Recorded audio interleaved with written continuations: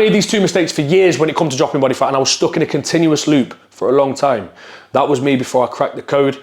That's me now. So you're probably making one of these two mistakes. And today in this video, we're going to be covering what the mistakes are and how we can actually avoid these mistakes so you can continuously make progress and drop those pounds. Mistake number one was not tracking my food accurately. I was just being a lazy prick, to be honest, and I think that's where most people go wrong. They just go into a fat loss phase expecting the weight to fall off just through eating a little bit cleaner. And I really wish it were the case, but eating clean doesn't mean that your calories are still going to put you in a deficit.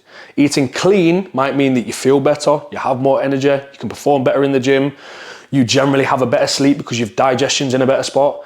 That don't mean you're going to be in a deficit though. So weight actually might not drop as a result of that. So we need to make sure that we're not lazy. Pull the scale out, put your scales on the side. Don't just eyeball your food. If you're getting a jar of peanut butter out, bang it on the scale. If you're having a few slices of bread, bang them on the scale. Make sure that you're keeping accuracy there. If you're having pasta, weigh out the pasta. Don't just eyeball it. That is going to be the major factor that allows people to stay consistent and have a consistent amount of food within each meal and understand what is going in. And this for me is just something that I fucked up with for a long time. I just thought I could be lazy with it. I just had the excuse of, I don't have time to weigh my food out.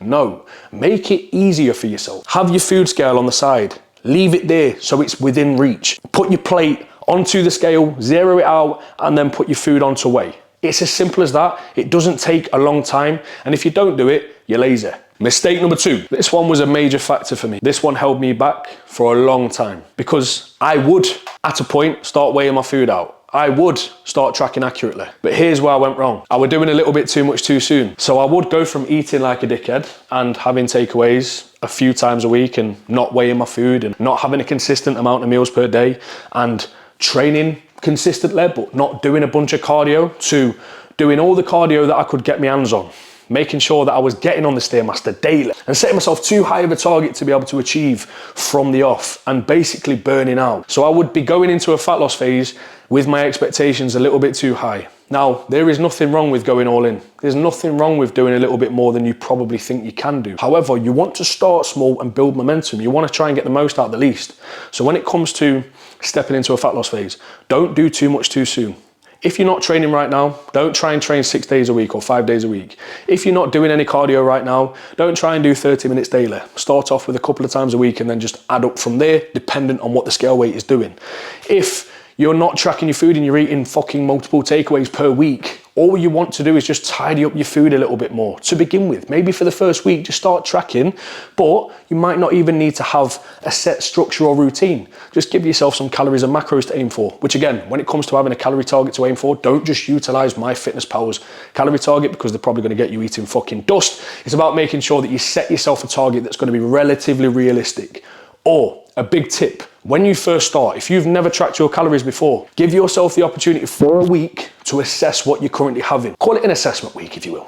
An assessment week is essentially where you're just looking at what you're having right now. This accounts for everything that you're gonna have, and just write a food diary or make sure that you're tracking on MyFitnessPal if you want a more accurate representation of what you're actually having daily. So that way, when it comes to going into week 2, you built up a routine by getting in the gym, maybe doing a little bit more cardio, maybe starting to track your steps, and then you understand how many calories you should probably start eating from week 2 by just cutting back on the amount that you was eating previously.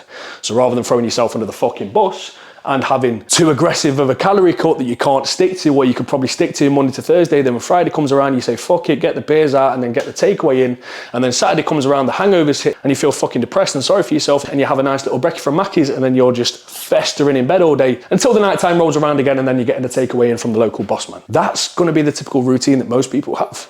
It's Monday to Thursday, doing really well. Friday, for the most part, does really well. Get to the evening, throw it all in the fucking bin, and then the weekends are shambles. This is what we kind of need to start to fix. It's the habits, it's the routine, and it's momentum. And it's not about being perfect, it's about making adjustments to routine, being more accountable to what you're doing, and make sure that you are doing enough to see progress, but not too much to the point where you just want to rip your hair out and you've got nothing left. And this is exactly where I went wrong. I would do exactly that. That mistake right there would fuck me and kept me in a continuous loop for years. Try and do a little bit too much. Try and eat a little bit too little. Try and do too much cardio and set my expectations a little bit too high. And that's exactly why I never made no progress. So make sure that you are correcting those mistakes if you're making them. Those two mistakes right there. And that could be the underpinning factor that gets you dropping the pounds and gets you to where you want to be. So number one, make sure that you start tracking your food accurately. Get the fucking scale out, put your food on the scale and start tracking your food. Don't be a lazy bastard. Track your food. It takes 2 seconds to get the scale out, put a plate on the scale, weigh out your food, and then input that into MyFitnessPal. Or if you don't want to do that, have a set of meals that you want to stick to roughly across the week and across each day. That way, you don't have to think about tracking your food via MyFitnessPal because you've got that consistency there with the meals anyway. And just be consistent with that, because if you do truly want to make a change, and that could be the underpinning factor as to why you've not made a change so far, then start doing it. And then mistake number 2, don't do too much too soon. Make sure that you do just enough to make progress, but then build on that over time, rather than chucking yourself under a fucking bus and then burning out and crashing and then failing and then having to do it down the line when you've kind of recovered from the trauma. And they are the 2 mistakes, and they are what held me back for years. So if you are making any of those mistakes right now, then you make sure that you rectify those mistakes. Start small, build momentum, learn from my mistakes. That's how I was when I couldn't actually make any progress and I could never drop the body fat successfully. And this is where I am now. And this is where I was when I did my bodybuilding prep over a 21-week period, going from there to there within that 21-week period.